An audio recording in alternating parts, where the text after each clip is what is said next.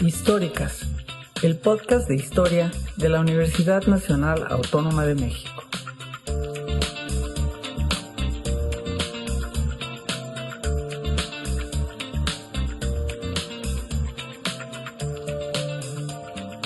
Bienvenidas y bienvenidos nuevamente a Históricas, el podcast de historia de la Universidad Nacional Autónoma de México.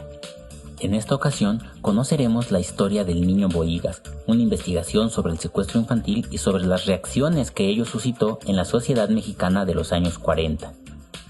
Para ello, con la compañía de Amanda Rivera y con la ayuda de la historiadora Susana Sosensky, nos adentraremos en los detalles de este caso que desató una serie de preocupaciones sobre la seguridad de los niños, que sirvió a los medios de comunicación para difundir ideas xenófobas, que alentó al público mexicano a colaborar con la policía, que reforzó las ideas tradicionales sobre la maternidad y que produjo nuevas ansiedades en torno al cuidado de los niños. Yo soy Israel Rodríguez y les doy la más cordial bienvenida a este nuevo episodio. Comenzamos.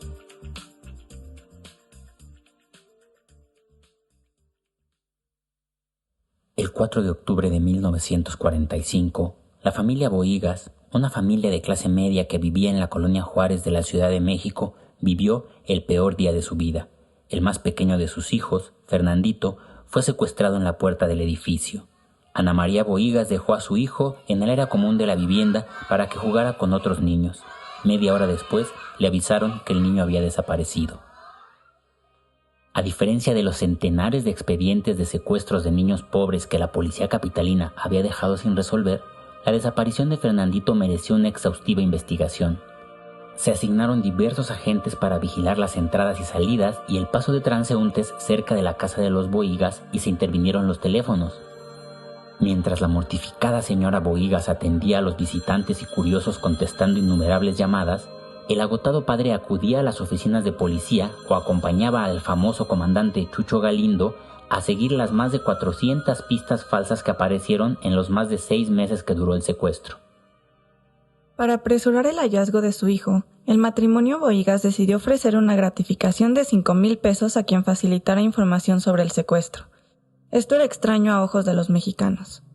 El anuncio de la recompensa con la foto del niño se multiplicó por miles y circuló en la prensa, en anuncios callejeros, en carteles colocados en farmacias, ventanillas de instituciones bancarias, aparadores de tiendas, centros comerciales, oficinas gubernamentales y transporte público. Para mayo de 1946, la gratificación había subido a 10,000 pesos. Por primera vez en la historia del México moderno, se proponía una recompensa monetaria de tal calibre a cambio de información sobre la vida de un niño. Estafadores y extorsionadores no tardaron en aparecer. Muchos buscaron hacerse del dinero por distintos caminos, buscaban información o inventaban las más descabelladas historias. La familia Bohigas, la policía y la prensa comenzaron una campaña sin precedentes. Periódicos y programas de radio transmitían día a día los últimos hallazgos de la investigación policial y llamaban a la población a prestar atención al encuentro de un niño rubio y blanco con personas sospechosas. La policía capitalina distribuyó 170,000 hojas volantes con la foto del niño Bohigas. Quien vivió en la Ciudad de México en esos meses difícilmente no se enteró de este caso. El secuestro del niño Bohigas hizo que la prensa asociara el problema con una epidemia nacional contra la que había que luchar. Se reiteraba que los secuestros eran una situación que intranquilizaba a los hogares de México y que eran una verdadera calamidad social que mantenía en tensión a todas las familias de México. Se fue construyendo así la idea de que los niños en la ciudad estaban constantemente expuestos al peligro del secuestro, por lo que era necesario que autoridades y jefes de familia dieran órdenes terminantes para que fueran celosamente vigilados por sus madres o niñeras.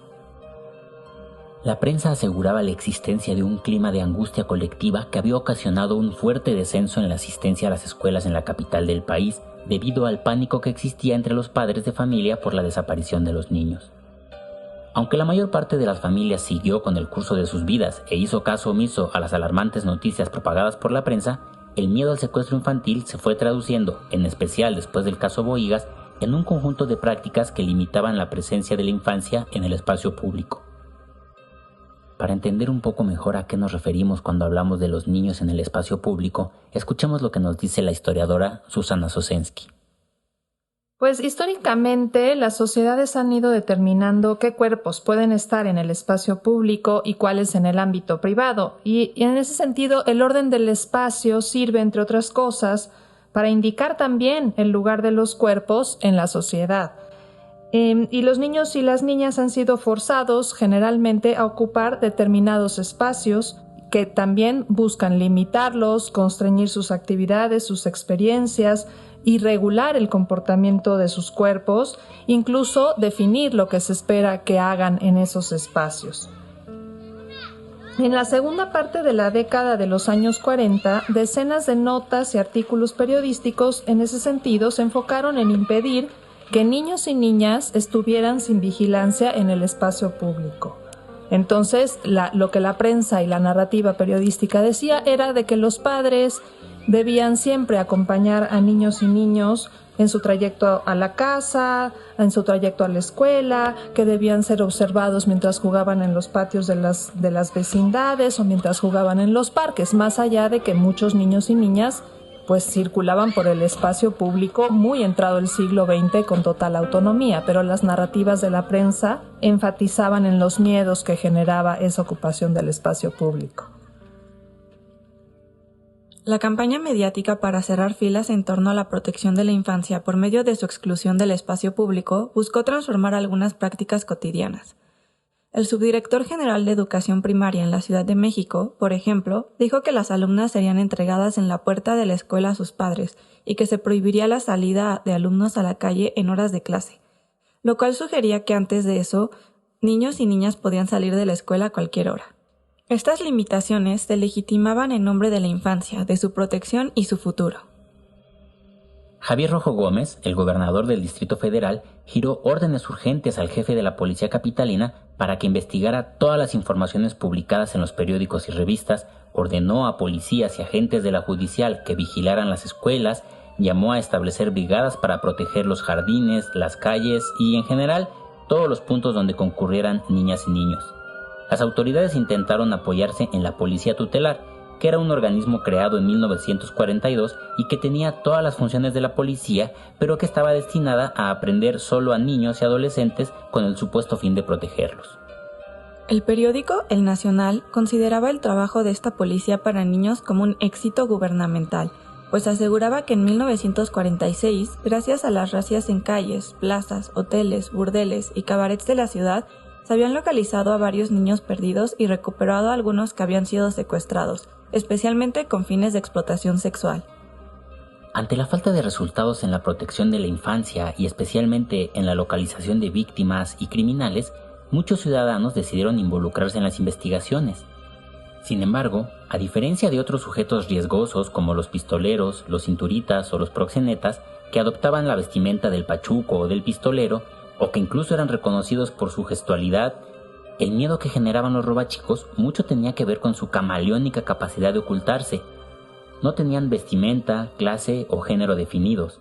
Por eso, la policía recibía innumerables llamadas que denunciaban a gente sospechosa de ser robachicos y que evidenciaba el estado de alerta en el que vivían muchos ciudadanos. En el Ministerio Público se recibieron varias denuncias de sujetos que se comportaban con actitud sospechosa, pues merodeaban los domicilios o miraban raro a los niños. Varios médicos ofrecieron alertar a las autoridades si a sus consultorios llegaban niños parecidos a Fernandito, e incluso algunos llamaron a la policía creyendo que lo habían encontrado. De este modo, la ineficiencia policial y la promesa de una recompensa económica avivaron el interés de la población para participar activamente en la investigación. Muchos mexicanos aseguraron haber visto a Fernandito en algún momento, en los brazos de una mujer, sentado en un tranvía, acompañando unos boleros o trabajando en un mercado. Niños voceadores aseguraron conocerlo. Un niño bonito, güerito, había sido visto por las calles del Trasval, por la colonia Santa Julia, en una sucursal del Seguro Social, en una vecindad en Tacubaya, en la colonia Álamos, en San Juan de Letrán, en la calle Leona Vicario, en Santa María la Ribera. Una señora incluso le pidió a Ana María Bohigas un documento que confirmara que su hijo no era Fernandito, ya que constantemente lo confundían con él. El secuestro de niños causaba indignación pública, alarma social y miedo, pero todo esto no era nuevo. Lo nuevo era el tratamiento que le daba la prensa a mediados de los años 40, pues se aprovechó el tema para potenciar ansiedades ya existentes y crear pánicos morales. Una vez que los ciudadanos comenzaban a vivir como víctimas potenciales, aunque el hecho de que les robaran a sus hijos era poco probable, su calidad de vida se veía drásticamente empobrecida.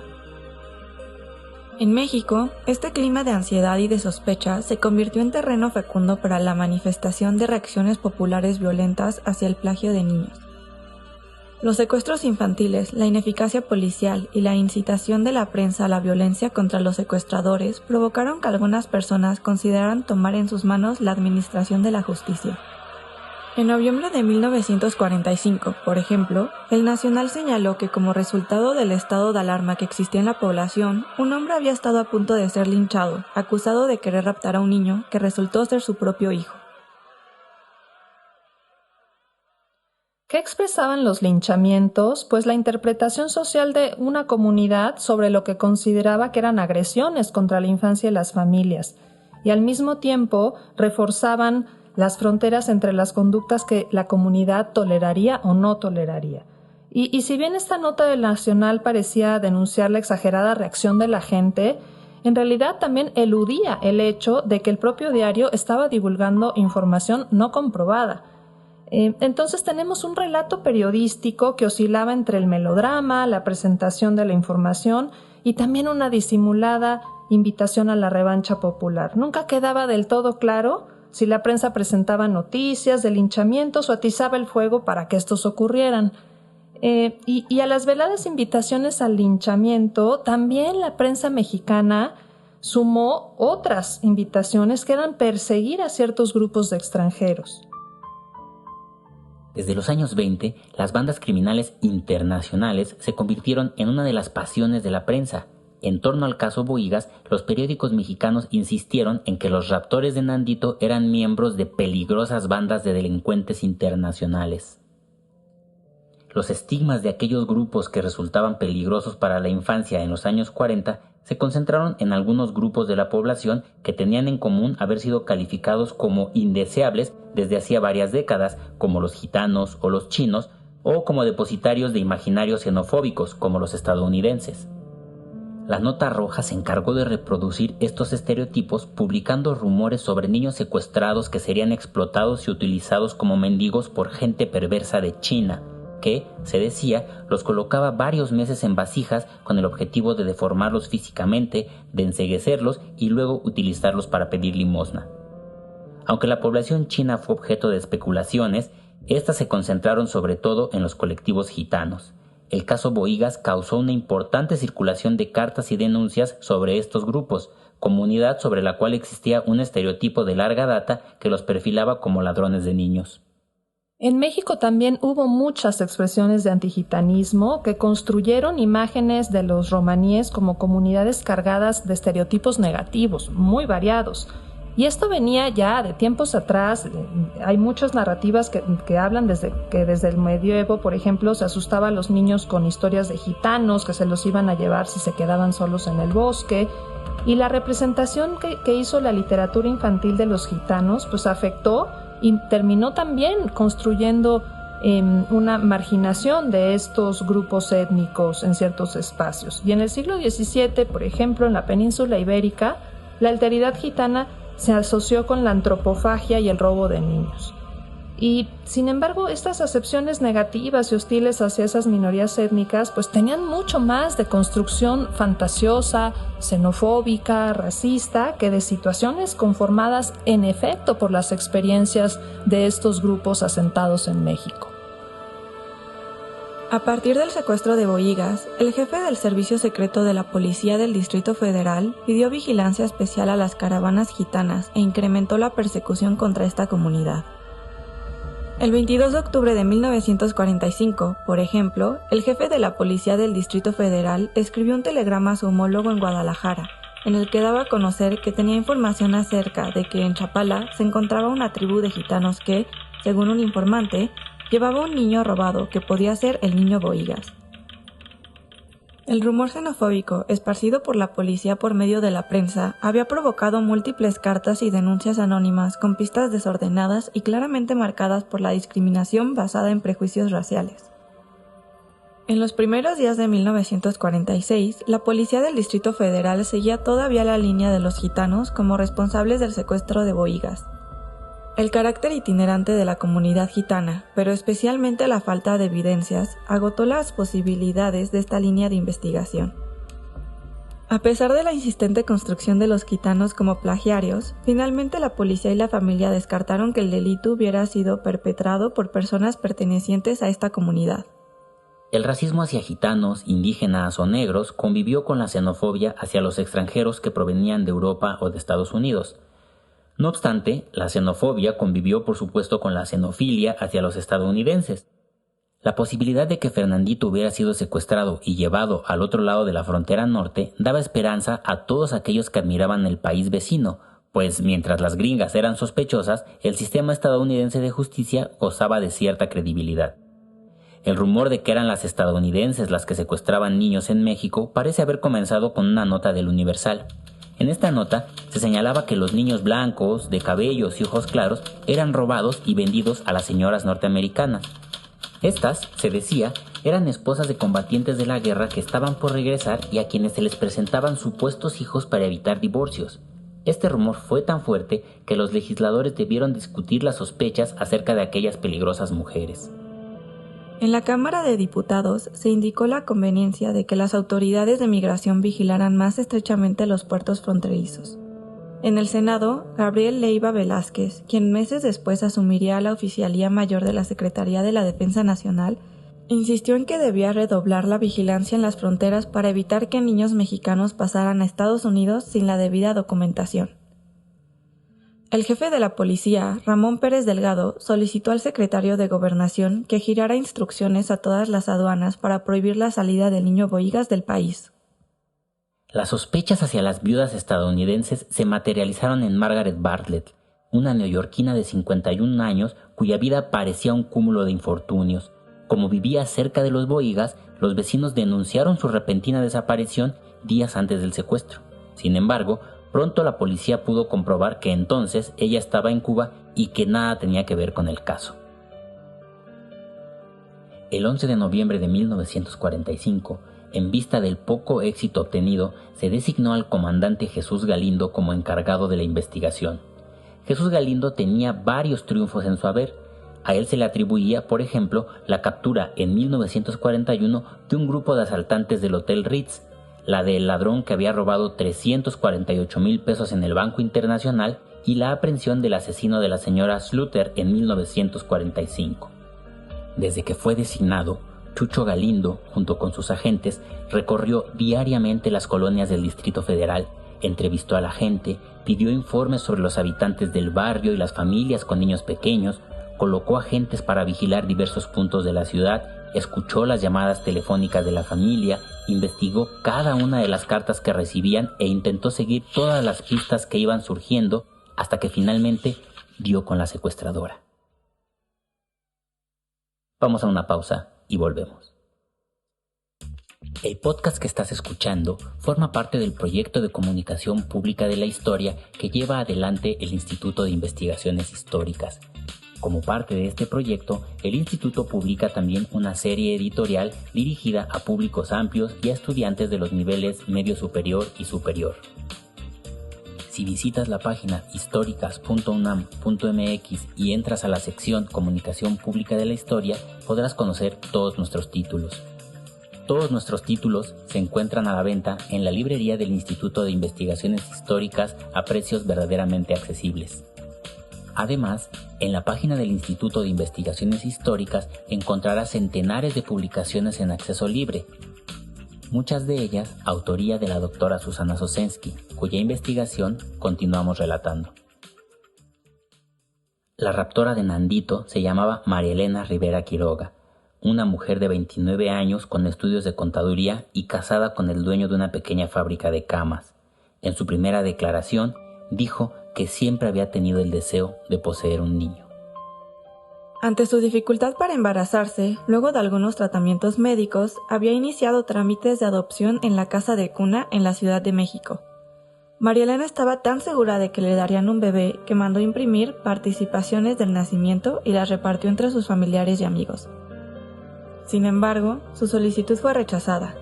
Al no tener el consentimiento de su esposo, en su solicitud de adopción María Elena se había registrado como mujer soltera, lo cual le dificultó el trámite.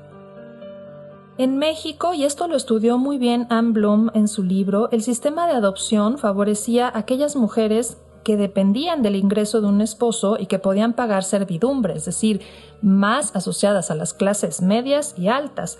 Y era un esquema en el que la maternidad otorgada por el Estado se fundaba también en una discriminación por clase social y en un fomento de modelos de familias nucleares. Tras el rechazo de su solicitud, María Elena se vio obligada a idear un nuevo plan no solo para salvar su honor frente a su familia, sino especialmente para lograr su deseo de convertirse en madre. Buscó entonces otras alternativas. Primero pensó en una vieja práctica en torno a la circulación de niños. Visitó colonias populares de la Ciudad de México para ver si alguien podía darle un bebé a cambio de dinero. Luego pensó en separarse de su esposo. Pasó largos días deambulando por la ciudad hasta que llegó a la calle de Liverpool y ahí vio a Fernandito Bohigas. Fernandito era todo lo que María Elena deseaba: pequeño, blanco, bonito. El 4 de octubre de 1945 decidió perpetrar el delito. María Elena utilizó a Benjamín, un niño de 12 años, para sacar a Nandito del edificio en un descuido de la portera. Estuvieron dando vueltas por la ciudad y alrededor de las 10 de la noche llegaron a su casa. La madre de María Elena, que para entonces aseguraba haber visto a su hija embarazada, conoció al niño y dijo que estaba muy bonito y hasta le llegó a encontrar algún parecido con familiares. Hasta el día de la captura de la secuestradora, los padres de María Elena estuvieron en la creencia de que el niño era hijo suyo y aseguraron no haberse enterado del niño desaparecido del que se hablaba cotidianamente en los periódicos y los programas de radio. Los días y las semanas pasaron y la familia de secuestradores se encariñó con el niño. En esos meses era difícil transitar por las calles de la Ciudad de México sin encontrarse con los volantes que ofrecían una recompensa por información sobre Fernandito, sin escuchar las transmisiones radiales que avisaban de la noticia o sin ver las fotos de Fernandito en la prensa. Resultaba difícil creer que el matrimonio Martínez se hubiera mantenido ajeno a la abundancia de tal información. Algunos amigos le comentaron a María Elena el gran parecido de su niño con el que aparecía en los periódicos, pero la secuestradora insistía en que no era posible que fuera él. Sin embargo, una vez detenida, aceptó que cuando su esposo le mostró aquella foto, no solo se enteró de su verdadero nombre, sino que pensó en regresar al niño a su hogar, pero no lo hizo porque veía en los periódicos las noticias alarmantes sobre los linchamientos de que eran objeto los secuestradores. El alcance de la presión social y de las noticias de los linchamientos la preocupaban tanto como las propuestas de la pena de muerte. Probablemente, más que el miedo al linchamiento o a la justicia, lo que determinó su actuación fue la idea de que Fernandito era ya su hijo, de que mucho le había costado tenerlo y de que jamás lo iba a entregar. El matrimonio decidió no devolver al niño, sino todo lo contrario. Lo anotó en el registro civil con otro nombre e hizo reformas a su casa para aumentar la altura de la barda y así evitar las miradas de curiosos al interior, y procuró no llevarlo a lugares con mucha gente. A fines de 1945, María Elena viajó a Teciutlán, Puebla, con el fin de apartar al niño de la curiosidad de los vecinos. Sin embargo, la gente seguía atenta al caso y varios testigos denunciaron haberla visto en un restaurante con Fernandito. El domingo 28 de abril de 1946, la policía recibió una llamada en la que se avisaba de un niño parecido a Fernandito en la colonia Moctezuma, donde vivían los plagiarios. El comandante Jesús Galindo, disfrazado de cartero, se instaló afuera de la casa donde se encontraba la fábrica de camas La Elegante y estableció una vigilancia estricta en la zona. Cuando Carlos, el esposo de María Elena, salió con el niño en su camioneta, la policía le pidió los documentos.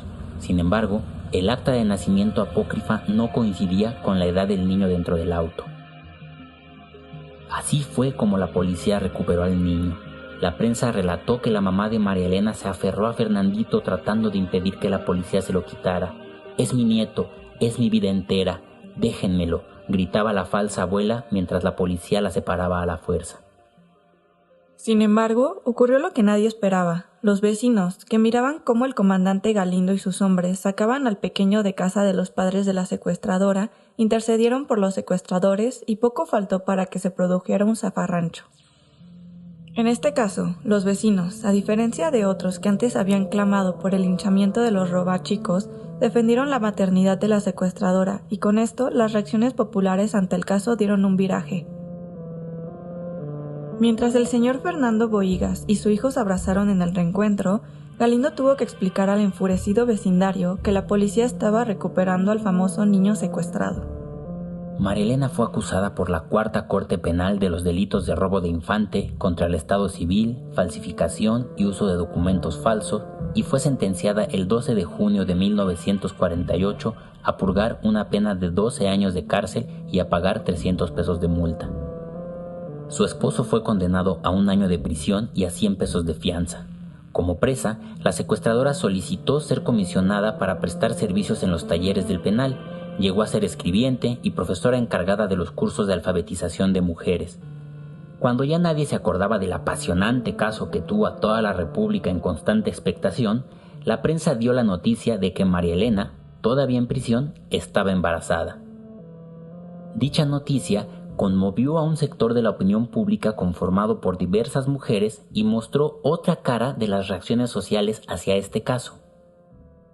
Desde la criminología se sostenía que el secuestro de niños era un crimen típicamente femenino y por lo general ese crimen causaba cierta compasión por las victimarias entre los lectores de periódicos y quienes seguían las noticias. Y muchas mujeres argumentaban que secuestraban niños pues porque no podían tener los propios y deseaban mostrarse pues socialmente como madres, o en palabras del criminólogo Félix Pichardo, satisfacer una maternidad defraudada, y era a costa de lo que fuera. Como en México la maternidad era un asunto público, la determinación de la secuestradora para cumplir a toda costa con su función social como madre causó no poca admiración. La prensa amarillista convirtió a María Elena en una estrella criminal. Fue descrita como una mujer sumamente inteligente y una víctima del destino.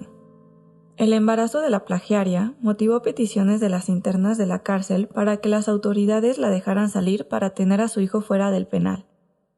El despliegue del discurso maternal sostenido por la secuestradora, al que le dio tanto espacio la prensa, ocasionó que sus deseos de convertirse en madre, pero sobre todo la posibilidad de serlo biológicamente, se entendieran como atenuantes de la interpretación popular del caso. María Elena se erigió como una víctima del destino, que no había podido tener hijos, que había tenido que vivir el dolor de perder al que había conseguido mediante el secuestro, y que ahora se veía obligada a parir en un lugar que estigmatizaría por siempre a su criatura. María Elena no solo recibió muestras de solidaridad por parte de las presas, sino también de las celadoras, que utilizaron en favor de la criminal los discursos hegemónicos que circulaban sobre la maternidad como la consagración de la mujer. Pero, ¿por qué se daba este tipo de empatía? Debemos tener en cuenta que a principios del siglo XX el Estado mexicano reconocía especialmente la función de madres de las mujeres en México. Y en los años 40 esa situación continuaba y la maternidad seguía siendo función social hegemónica, atribuida a las mexicanas. Es decir, se consideraba que para ser reconocidas como mujeres, las mexicanas debían ser madres. Marcela Lagarde ha sostenido que la mujer que no concibe, que no gesta, que no pare y a pesar de todo es madre, no es reconocida como tal. La ideología de la maternidad, entonces tenemos que es esencialmente biologicista y en términos simbólicos, la maternidad era exaltada casi como el mayor atributo femenino, el más alto compromiso patriótico, ¿no? Con lo cual aquellas madres biológicas que no habían asumido ese ideal, pues aparecían en algún sentido devaluadas ante la sociedad, ante la población. Pero en la sociedad de los años 40, para una mujer o una pareja con problemas de fertilidad, pues no era fácil hacerse de un hijo por todas las dificultades del sistema de adopción y por eso muchas mujeres intentaron cumplir con ese mandato de maternidad de variadas formas, comprándolos, secuestrándolos por medio de adopciones ilegales. En Lecumberri, María Elena enseñó a leer a los hijos de las reclusas y así estableció una sólida red de apoyo. Fue conocida por su calidez con los niños que vivían en el penal y por haber enseñado a las mujeres a tejer, a leer y a escribir, conocimientos que utilizaron para escribir una carta al presidente de la República, Manuel Ávila Camacho, en la que le solicitaban el indulto para María Elena. Una encuesta en el periódico La Prensa, cercana a la fecha en la que se celebraba el Día de la Virgen de Guadalupe, dio como resultado que la mayoría del público deseaba que se indultara a la secuestradora. En una entrevista celebrada en Lecumberri, María Elena defendió la maternidad no como una cuestión biológica, sino como una decisión. Según ella, su verdadero delito había sido querer cumplir con las exigencias asignadas a su género, y nadie podía culparla por ello, pues lo único que había hecho era intentar desempeñar su deber. La habían castigado quitándole al hijo que había conseguido, y por ello ella era la verdadera víctima de las circunstancias. María Elena logró que su hija, Dulce María, naciera fuera de la cárcel. Luego del parto, regresó al penal y en prisión tuvo otra hija. La presión para liberar a María Elena continuó. Desde la oficina de la Presidencia de la República se solicitó un informe sobre su conducta y las autoridades penitenciarias aseguraron que había sido muy buena y que había demostrado con hechos positivos su regeneración y enmienda. El 13 de abril de 1949, finalmente, se le otorgó fianza y fue puesta en libertad provisional. Una vez en libertad, María Elena y Carlos se separaron. En 1955, en una discusión con su exesposo, ella le echó en cara no haber valorado el gran sacrificio que había hecho para darle un hijo. Enfurecido, Carlos tomó su Colt calibre 33 y la asesinó de un disparo en el pecho.